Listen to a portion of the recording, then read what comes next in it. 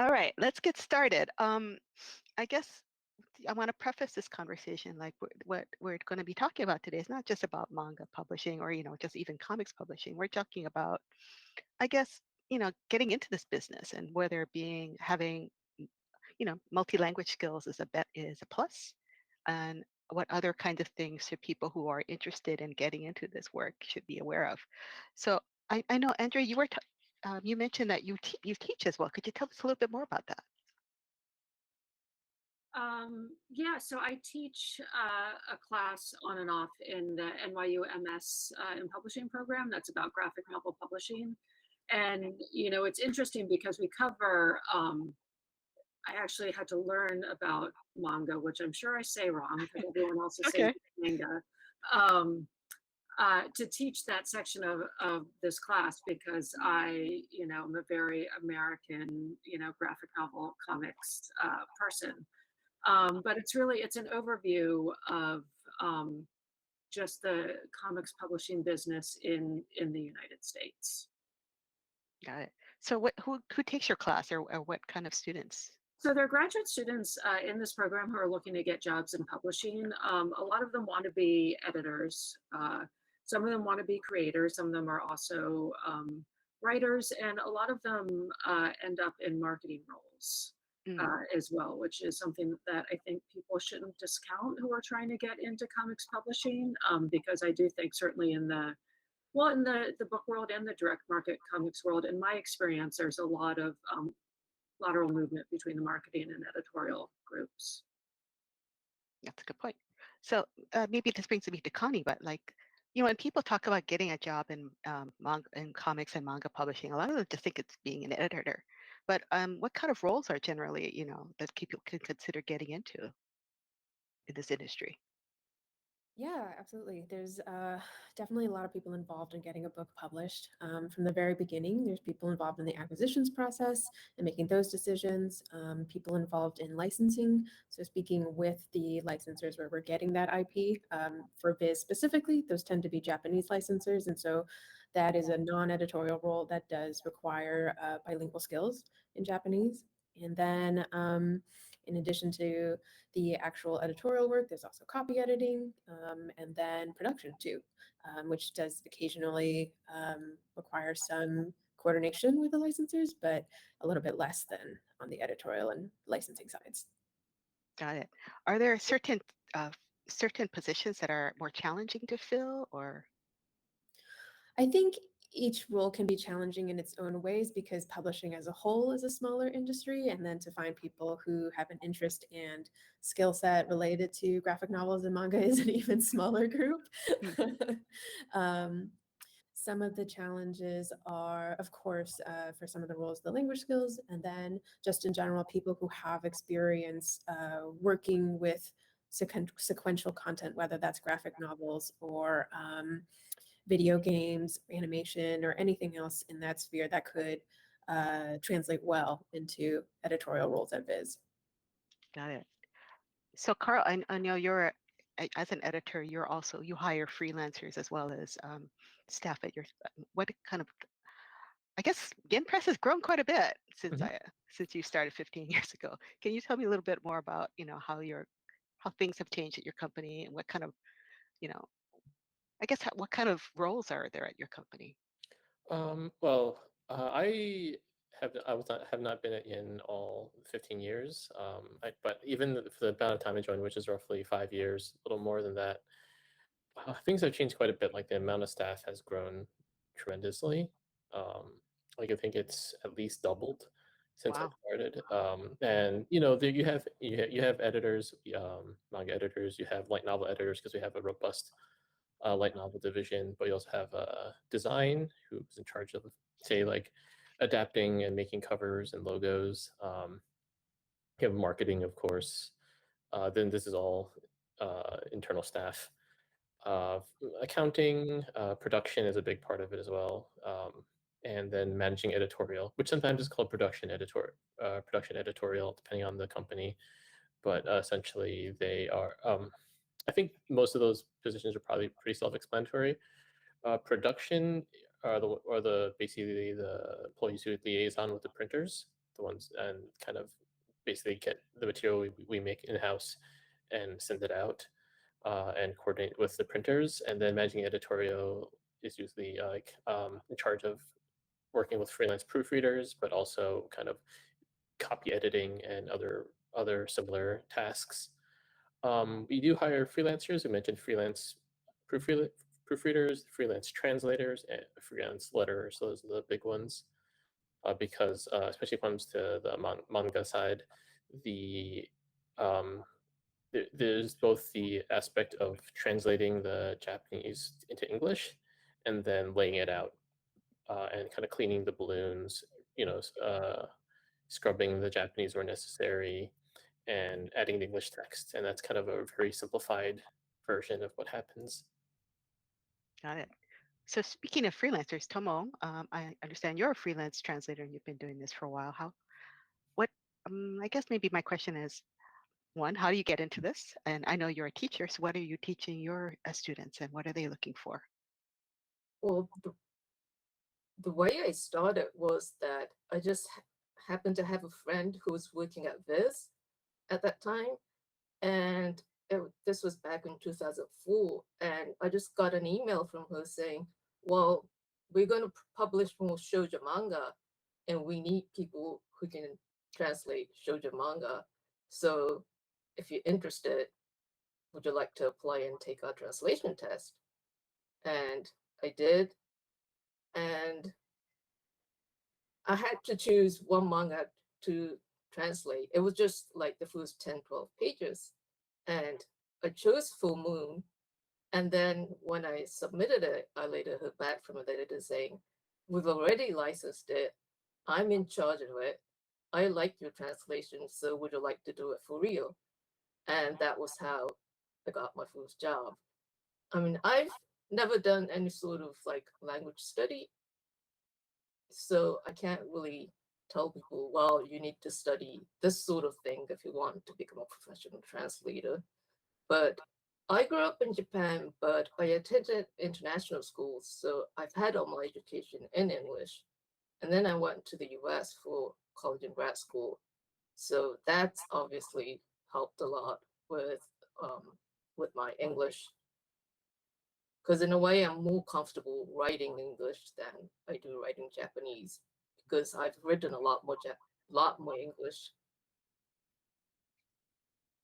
And as for my manga class, what I do now is a one-shot recorded lecture.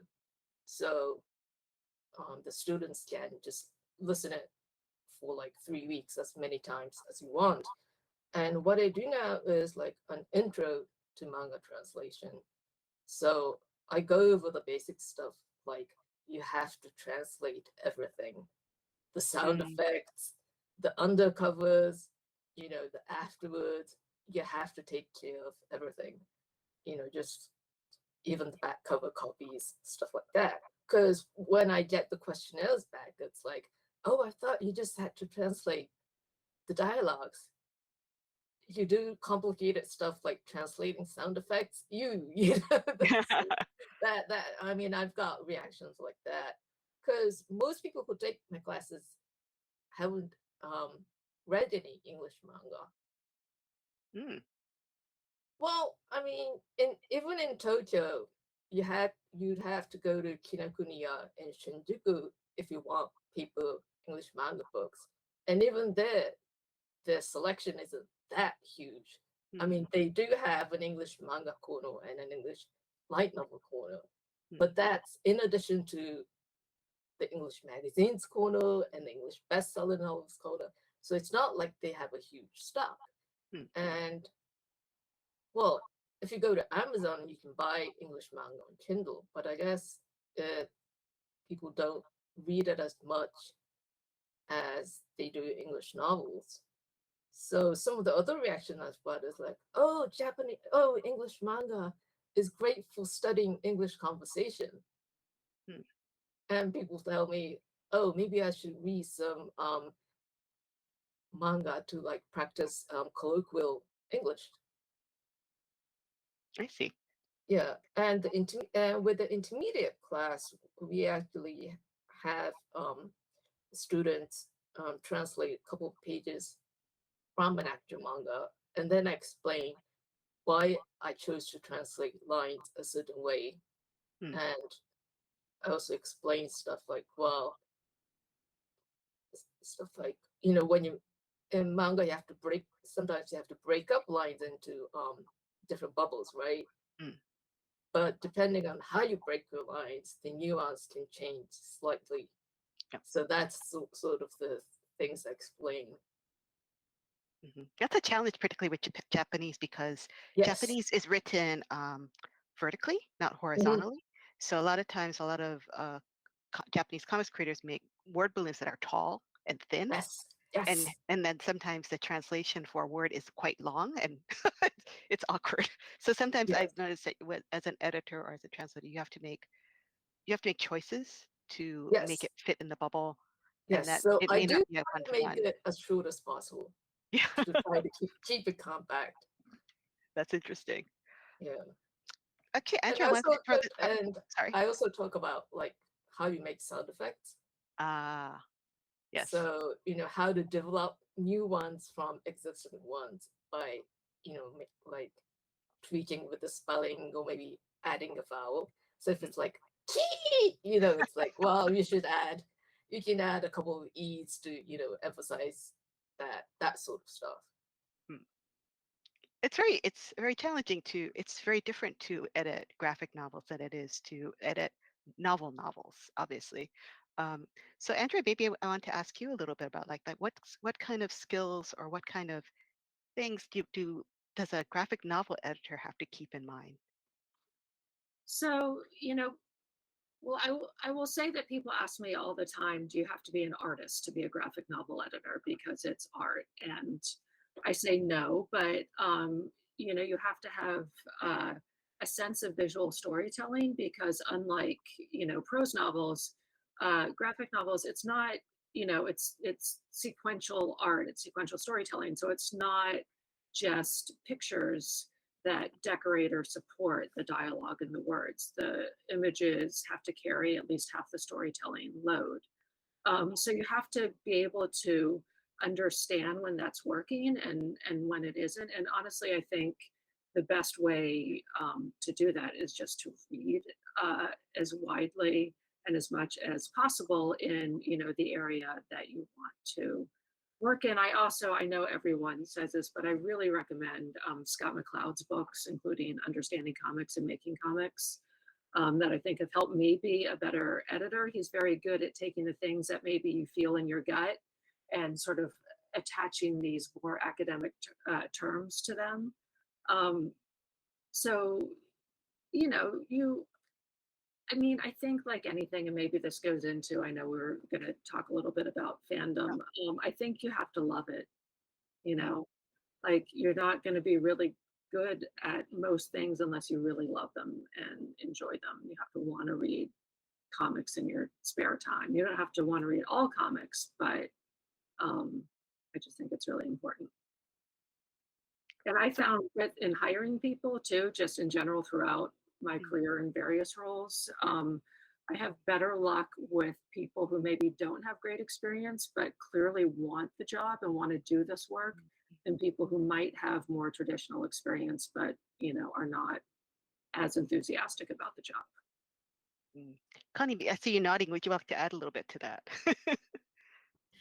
Yeah, I definitely agree. You need to find folks who are really passionate about the content, but also balance that out with people who have an understanding of being professional and knowing where the line is between the business needs and what you might want to do as a creative or as somebody who is a fan of the content that you're working on. Because unfortunately, things don't always work out perfectly, and you have to be able to decide. At the end of the day, we're trying to make a profit out of the products, and sometimes you have to, make some tough choices there. So somebody who understands that while bringing in that enthusiasm and that passion at the same time. And I definitely agree that the experience isn't as important as somebody who's willing to put in the effort and really curious about how to do the best job possible. Can I just say, I just want to, what Connie just said about this being a business, I just wanted to reiterate that because I do think that's really important. And we get into, jobs that we love, and we're also lucky to be doing things that we love. But I would say, like, I'm a fan of all the creators I work with, but we do have to make money so that we can all continue to work together and work here. So that's an important point. Thanks for bringing it up. So Carl, I also want, are you bilingual, by the way? Let's see. I speak English, Japanese, and I grew up speaking Cantonese, so I'd say like 2.5 lingual is the best way I can put it. Maybe trilingual, you'd argue. Can't really read Chinese is the sticking point, but I'd say yeah. Do you find how does your language skill, your skills in other languages help, or I don't know, is it important in your work now? Would you do you find that that's a big deciding factor on whether you get like two equal candidates and you get, oh well, this one can speak Japanese or Korean and this one can't? I mean, I think at least at Yen, for the editorial positions, we almost always want someone with some Japanese skills or more recently Korean skills, because even on the manga side where it's not where like the high level Japanese is not quite as required as on the light novel side, it's still an important skill to have because part of the editor's job is to take the translator's work and spruce it up. And translators are great. We have plenty of fantastic translators, including Tomo. Actually, she does Black Butler for us. Just really great work. But nobody's perfect. Editors aren't perfect. Translators aren't perfect, and so sometimes stuff slips through the cracks. So having that extra layer of language skill can help to catch things. And the better you are at Japanese, of course, or the the original language, the better you are at probably catching those issues. But even having like a very basic, let's say a Japanese language proficiency, JLPT, Japanese language proficiency test level 3 ish, you can still sometimes catch if things are a little strange. Though I For do want example, to. like any stories come to mind? Just like Japanese is a I'd say a notoriously context sensitive language. Hmm. So there are literal times where there are lines which on paper make sense, but because one character came from 1,000 years ago and another character is from space, the context of the words they're using changes the meaning. You have to kind of adjust accordingly, and something that requires both, I think, in a sense, we're saying bilingual in the sense of, oh, this person knows English and also this other language. But the English side is also important because learning how to take that nuance and adjust it into natural sound English is also important. I do want to also say as well that sometimes it's almost like there's being strong in the original language, Japanese, Korean, or whatever, and being strong in English in the target language, English in this case. But there's also sort of experience reading comics or reading manga, because I think that even someone who doesn't necessarily have like fantastic Japanese can read a page and then as an editor and be like, wait a second, that didn't make sense. I know these characters. I know how the story's flowing. I know how these stories typically go. Why would this character say this in this case? And then you go and look around, or maybe you ask someone and be like, oh, what do you think of this? Do you think, I think something's off here. Do you agree? And then they might be like, yeah, I think something's off too. And then you can sort of investigate if the line didn't quite hit the mark. And it's, so I guess what it's saying is that I'm just reiterating that Japanese or whatever language is important, the bilingual skills can be extremely useful. It's not the only skill, but also I think in the context of Yen in particular, we work at a pretty fast pace. So having the editors also know the languages also speeds up the process instead of having to like send it back to the translator and be like, hey, what do you think? Right, right, right. I always hear in comics, it's fast, cheap, or good. Pick two, and sometimes just one. So in I guess maybe I'll ask this to Tomo. It's like fast, cheap, or good. Which is the most important? Good and fast. Okay. Yeah, I mean, quality is important, but I also have to meet deadlines. right? Mhm. So I've got to compromise somewhere if I have to. So it's quality by, a, but I definitely have to finish it by a certain time. Got it. Got it. I want to actually say something as well that I just remembered Yes. based on what Tomo said, is that it's like it's good to have people who feel that sting when they didn't quite, like when, like, I've had the experience where like I'll finalize something and I send into the printer, it's done, and then I'm like, oh, I should have picked this word instead, Hmm. and it hurts a little bit. But the ability to feel that way, but also not get yourself bogged down by it, I think that kind of balancing of speed and accuracy is something that Tomo was mentioning that really rung true to me. Yeah, because if I try to do everything perfect, I'm never going to finish it. Right. Right. Right. I mean, I can just keep tweaking it forever and then never turn my script in. But I mean, I can't do that as a business, right? Right. Right. Because the book will never get out. Yeah. There, books publishing is about deadlines. That's for sure.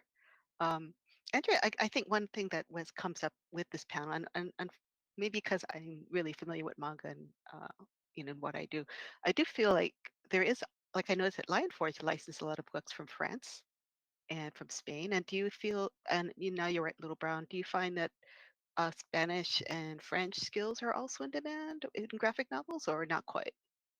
You know, I've definitely spent more time wishing I could read French than in my job than any other Is language that right? besides English. You know, funnily enough, when I was applying for the job at Lion Forge, they sent me, I think, 4 or 5 French graphic novels to evaluate to see, if I thought we should acquire them. And they sent them to me, and I was like, well, these are in French.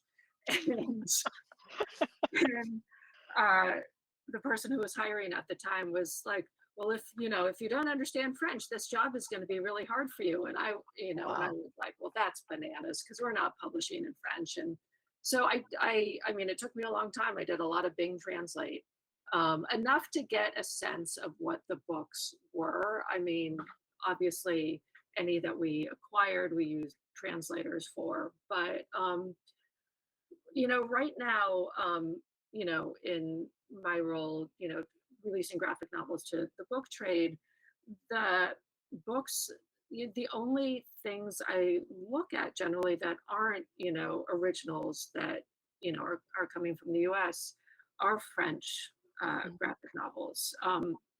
And that is, it's always an issue that I can't read French. So, it would be great if someone could. However, the industry is changing a little bit. Like it used to be, like in Random House Graphic, for instance, Mm. published for their first list like a number of French imports because it's a way to get a list out quickly. Mm. It takes a long time to make original graphic novels.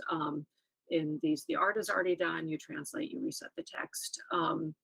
But the graphic novel market has just ballooned so much Mm. in the United States for original content that at this point my pipeline is so full that I'm barely looking for anything anymore, let alone French content that has there isn't a huge market for it in the US the way there is for manga. Mm. So you have to do a lot more kind of turning it into something that the casual reader won't recognize as European. Got it. So, and sometimes it's just more exciting and fun to find new creators and, get their original work.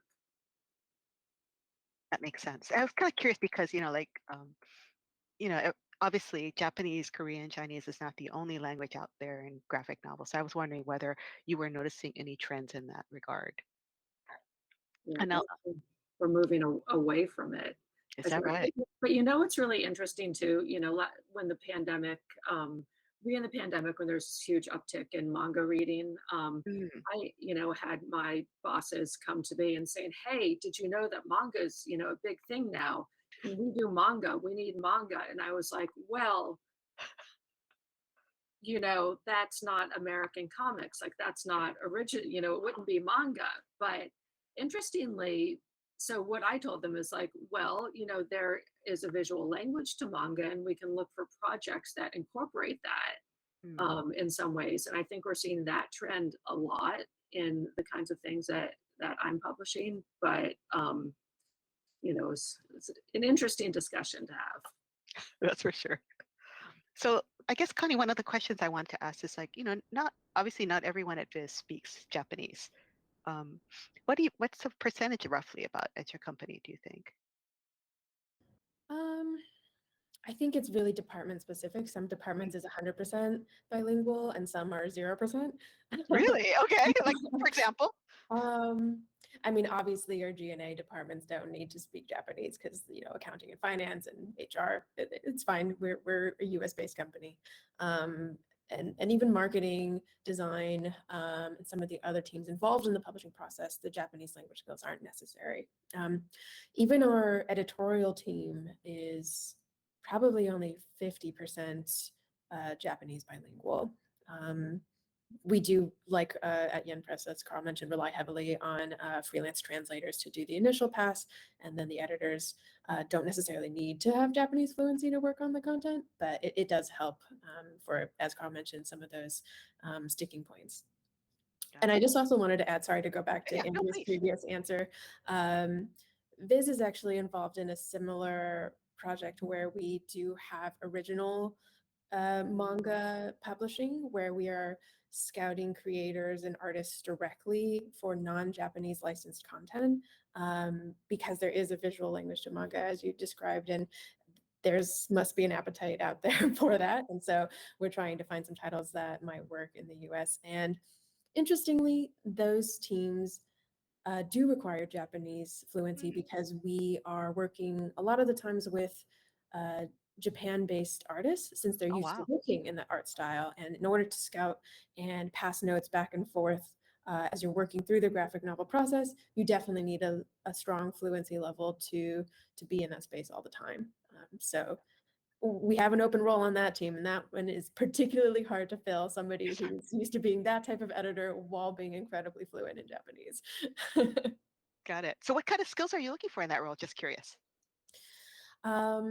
So this one's different than our manga editors, because our manga editors aren't actually fulfilling your traditional editorial role where they are working directly with authors on content. We've received, basically the fully finished product from Japan, and we're doing a localization into the US market. And so there's a lot more stuff on the back end. So working with the translators and letters and then production.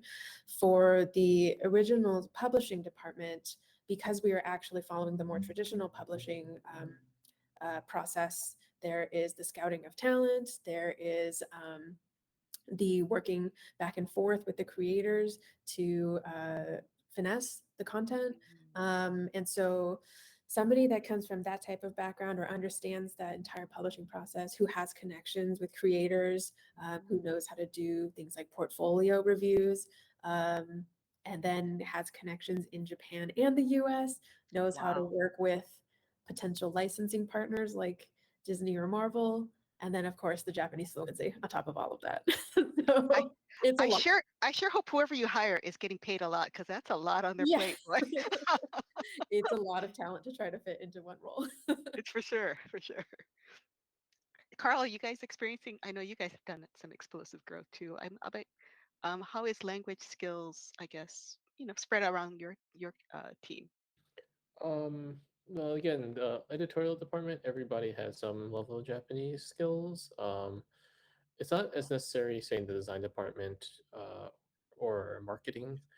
Curiously, our accounting staff does have quite a few Japanese speakers, but I think that might have to do with our close connections with one of our parent companies, Kadokawa, which is a major Japanese media company, as well as with the Shet, the other side of it.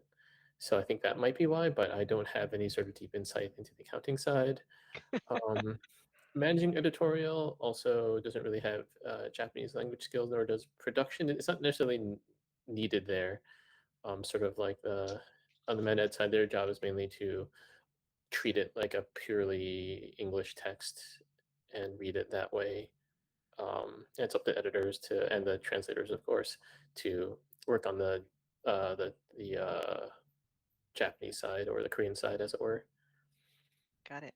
So I guess, Tomo, you've been working in this field as a freelancer for a while. Have you noticed any changes in the job market, or how, I guess, how your clients are, what they're asking for, or the work, or anything in particular that's challenge, that's either a challenge or you see as being a new opportunity that's popping up for you?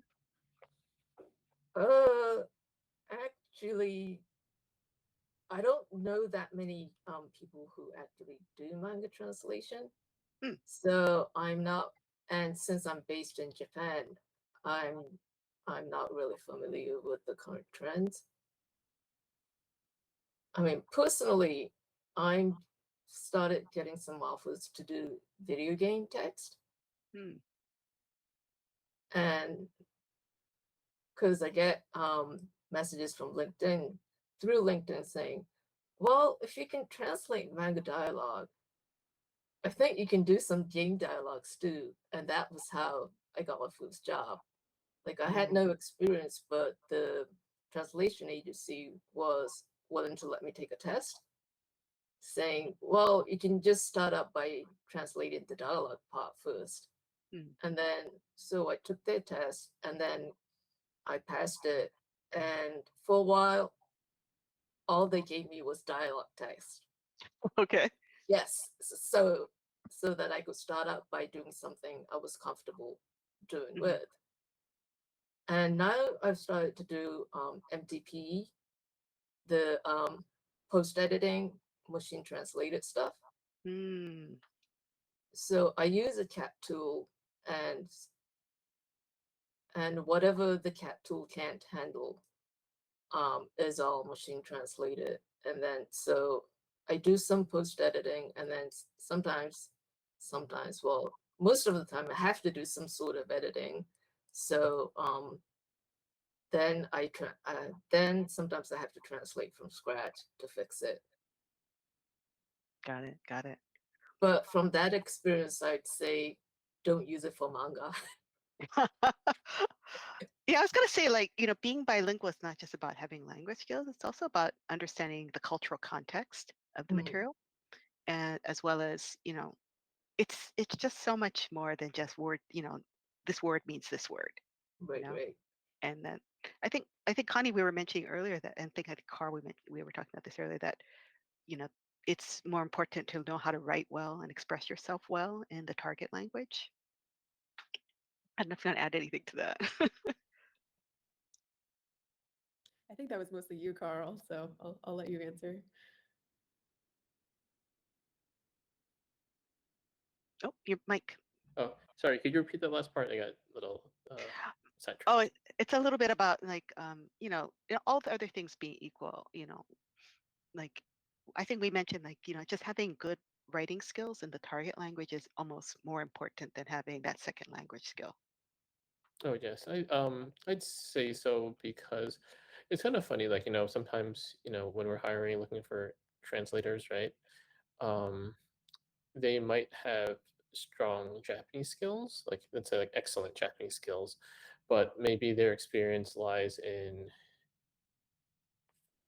conversing with with native Japanese speakers, or maybe doing something in a different field, like some sort of like finance or um, aeronautical engineering. I just made that up. We have not got any hired from aeronautical engineers. But ultimately, what comes down to is making a readable product, and so having that skill to kind of make a character who's very poetic sound poetic in English, make a character who's very gruff in Japanese sound very gruff in English. Because I guess, kind of in a general sense, my approach is I want people reading the English to feel similar things to the way that someone reading in Japanese would feel from moment to moment, from page to page, from scene to scene. And I think that is the gist of it. That's why the English, the writing skill, right? The ability to have a way with words is so important in ultimately in the business. Right, right. I mean, my day job is I work in UX, user experience design, and a lot of times, like you write for different audiences, right? Like if you're writing for a technical audience, you have a different tone. If you're writing during marketing part, it's a different tone or style that it is when you're dealing with a technical support issue, which you write in a much more neutral style. Like there's all kinds of nuances to language and knowing how to express that, because sometimes, as you were saying uh, with with manga, right? I mean, these characters have different voices or different experiences, or and sometimes I've seen that expressed in like someone from Osaka talking like with a southern twang, which I always found a little weird, but it's a decision, you know. We have a question here from someone who's watching, so let me see if I can put this out here to the panel. Um, is there an example of from Edson Atwood? He's saying, is there an example of something that is a visual language that is difficult to translate for an English-speaking market? Anyone want to jump in on that one? I can sort of jump in. I think it might not be as much of the case anymore because so many people now have grown up reading manga in English from their libraries. We're getting so many people being like, I grew up reading Sailor Moon from the library, right? But I think one thing is a panel flow. Just like I think it's called nagare, like the flow of panels, because if you even go back to maybe like 5-10 years, you have people criticizing manga being it's so confusing to read.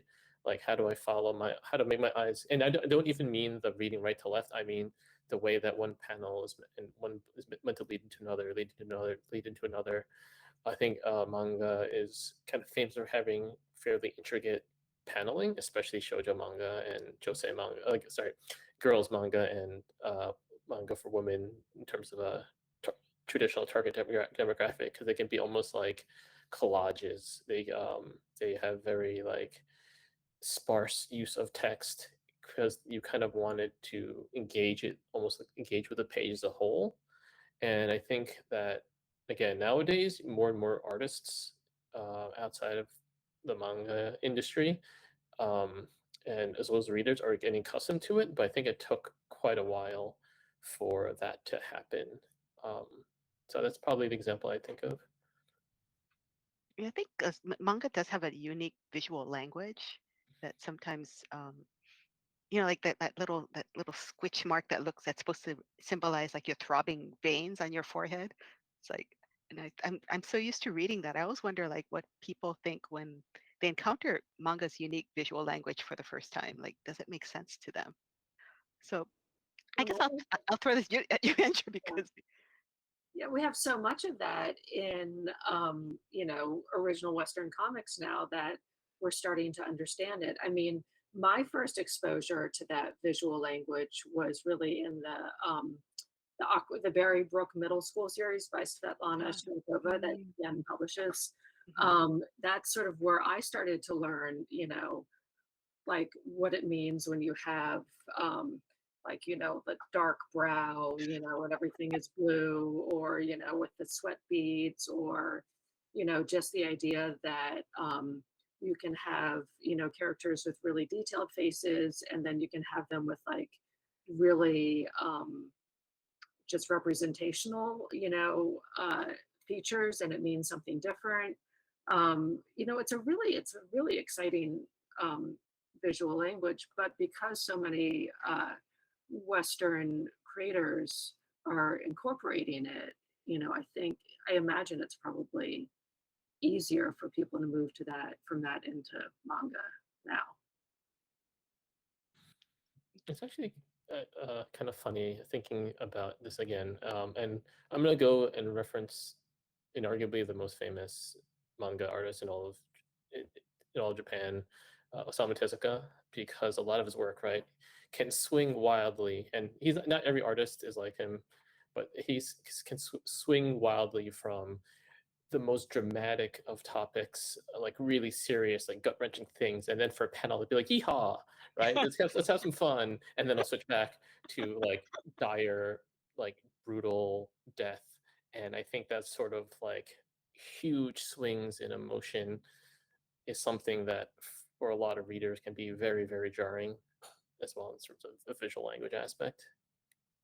Yeah, I don't think of it too often, but you don't really see like I don't know, in like what American comics, you don't see like Captain America all of a sudden making a super deformed face when he's surprised, you know?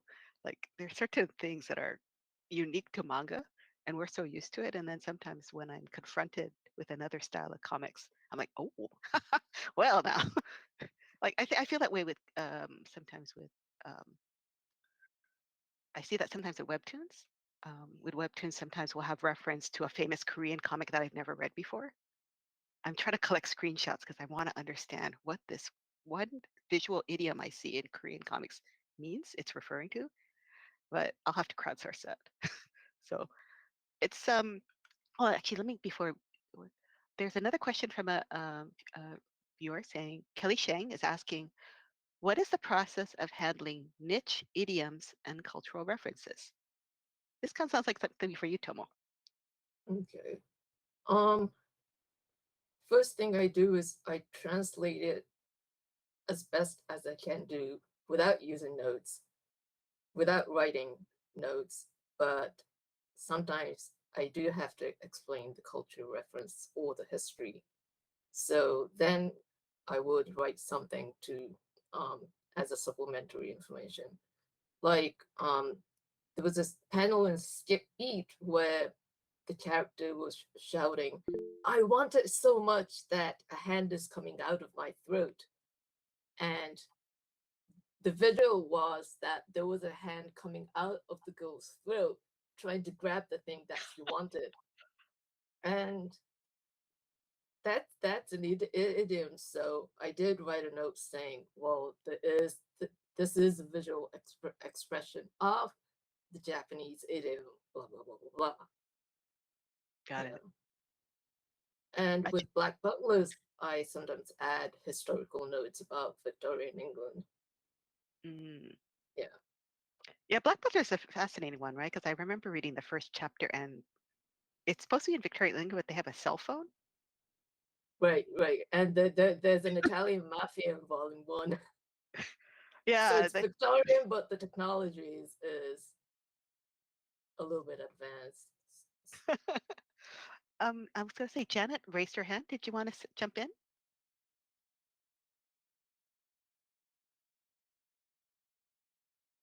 No? Okay. Let's see. We have another question here from Jane. The question here is a question. It's about hiring process for translators. Do you see a lot of applicants that have language education, whether it's coursework or a full degree in the language? I guess maybe that's something for Connie, maybe? Actually, the way that we handle hiring translators here at Viz, at least, and I'm not sure if it's the same at other manga publishers, our editors actually do the scouting and hiring of the translators that they want to work with directly. And so the HR team is not super involved in that process. And a lot of times they will get referrals from friends or people that they worked with in the past. So I'm not super involved in that. I can't give them a ton of insight there. But I don't know if that's similar at Yen, Carl.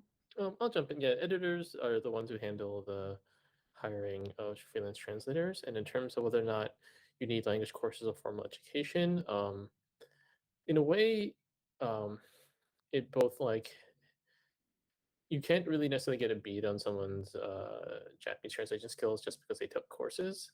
It's obviously that you expect them to have a certain baseline, but it's almost like because of the nature of the work of manga translation that you're kind of translating stories and dialogue and all that.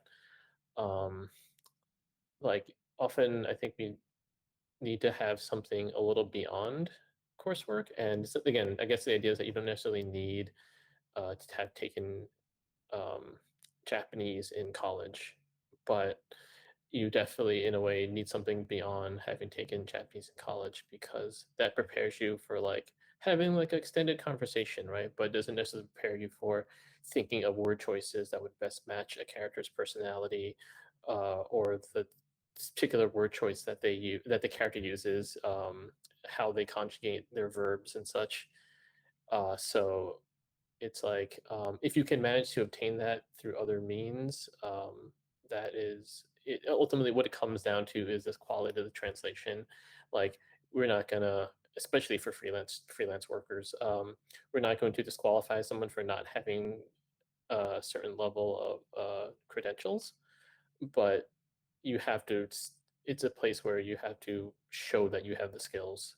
You take a test, show that you understand this character's context, that you understand the right words to use, that you haven't confused one kanji for another, stuff like that. Um, if you, at the very least, you should be able to be comfortable with reading and using kanji, which is like Chinese, Chinese derived characters in Japanese language. Got it. Okay, we have another question here, and this one I think might be a good one for Andrea. From Martha Hansen, she's asking, in general, how are foreign rights handled for manga and comics?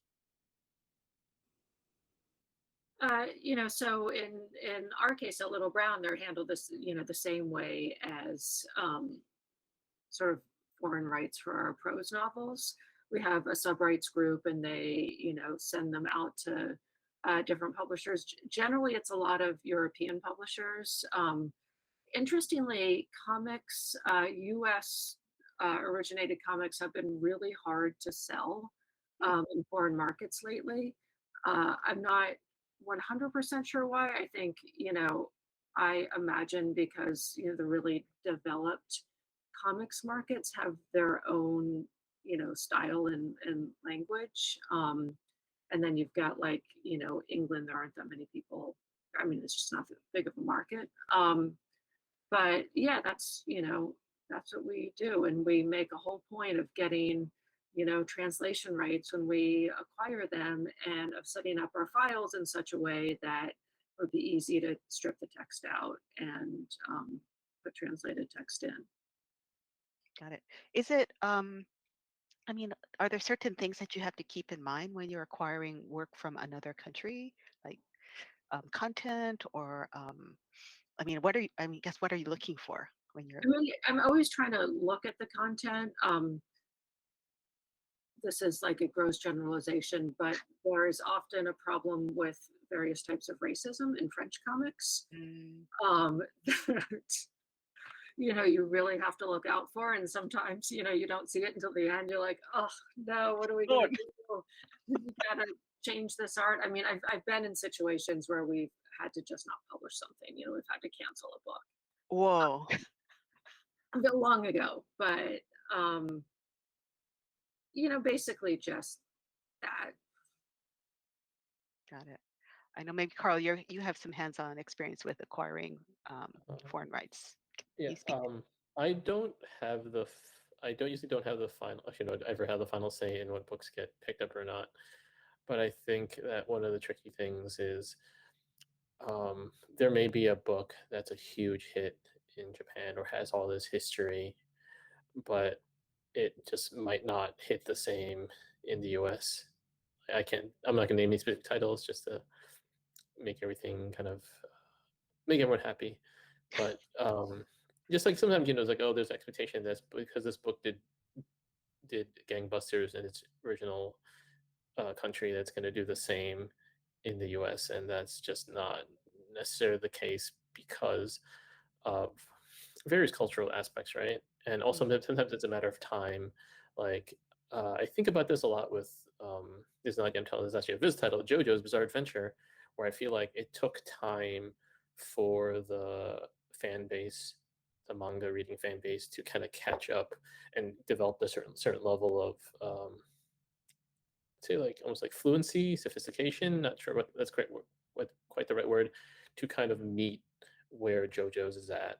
And I think that this is why I think JoJo's hitting when it did is very fortuitous. I know, though I understand that there were attempts to publish JoJo in the past, and it did not do great. But I think it took like a new generation of fans, or fans that have had more experience reading manga, to hit a point where they could more readily accept it and make it as the success that it currently is. The anime didn't hurt either, frankly. Yeah, that's what I mean. Anime is a huge thing. The anime is a huge thing. Yeah, I was gonna say, like, I guess, like, I mean, if you've been reading graphic novels or comics for quite a while, I guess you kind of notice that in the last 20 years, the overall American acceptance of graphic novel content has really evolved quite a bit. It's not the same as France, and it's not the same as Japan, where we're obviously behind, right? In France and Japan, it is like a huge entertainment area. You know, everyone knows Asterisk, everyone knows that I'm on, everyone knows the names of creators. There are museums dedicated just to manga creators, right? There's manga in the subway, subway. So the cultural, awareness of comics in the marketplace is so different.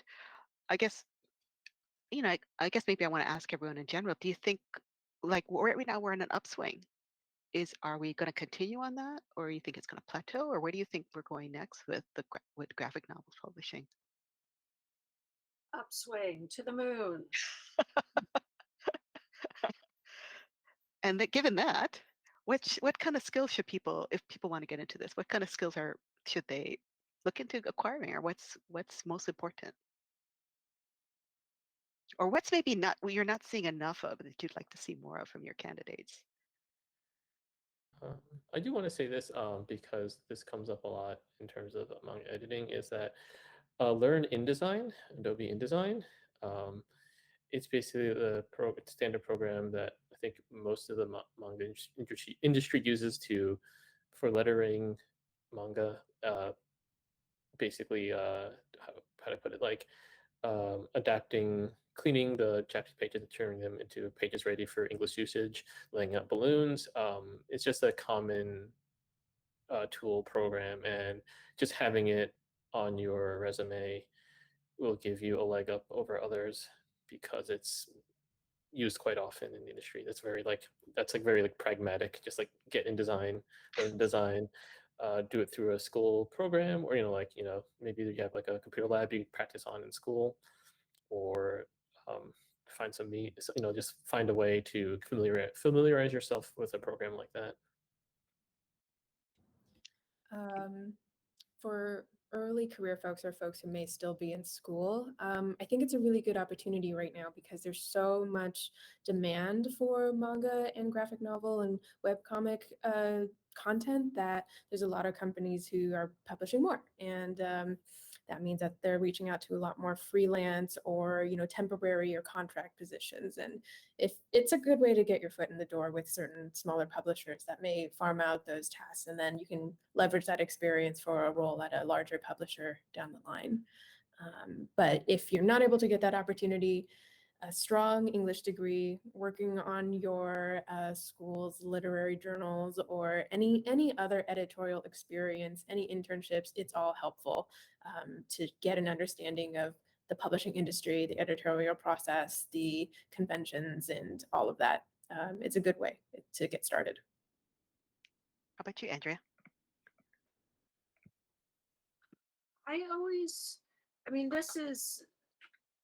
It's maybe weird advice, but have an opinion. I think is something that's really important, but also understand that your opinion might not be the same as mine, and that's okay. I feel like a lot of times I'm interviewing people who haven't really thought about the market, which says to me that maybe they haven't spent a lot of time in bookstores and seeing what people are buying. I always want to know, like, what do they think is going to happen next? What do they think we should be publishing more of? And and I understand that people who are just starting their careers, it might not be like a deeply informed from a business perspective opinion, and that's okay.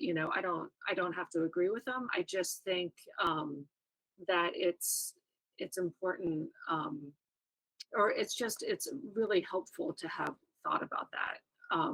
Let me also, this is also a somewhat random thing, but a colleague of mine always asks this question in interviews, and I think it's a great question, so it's worth like thinking about beforehand. She always asks, talk about a book that you did not like and why.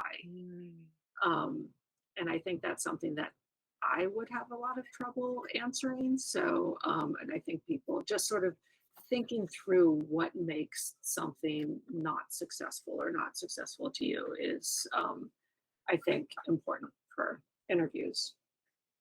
That is a good question. And then I guess maybe we'll close off with one last question from Tyler. He's asking, why do American companies have the rights to all of one publisher's work, like Yen Press does with Square Enix, or Viz does with Jump? Well, I would argue, Tyler, that's not exactly true. Square Enix, Yen has Square Enix, yes, but Square Enix also has their own imprint, and other publishers publish Square Enix. So a lot of the rules just don't apply anymore. Right now, I think I'm going to go and record an episode about Mob Psycho 100, which is a Shogakukan book, which typically is Viz's territory, but Dark Horse publishes it. So I think it's more wide open than you think. But Tomo, I want to give you a chance to kind of sum up, like, so when you're talking with your students, or I guess when you're being hired, I guess what is the skill that you think you have that has helped you succeed, that is maybe different than what people mostly would think a translator needs to succeed? ear for dialogue. Mm. And how do you acquire that, by the way? I think what's helped is that I've just read a lot. I've read a lot of books since I was a child, and I've also watched a lot of movies, and I think all that English input has, help me come up with, okay, this is what the character is like in Japanese. How should I make that character speak in English? So, when the reader reads the English dialogue, they will get the same response as a Japanese reader who's reading the original. So, yes, so read a lot and listen to a lot of English dialogues.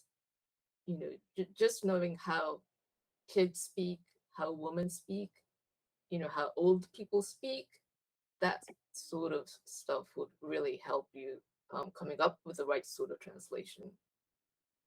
That's a great way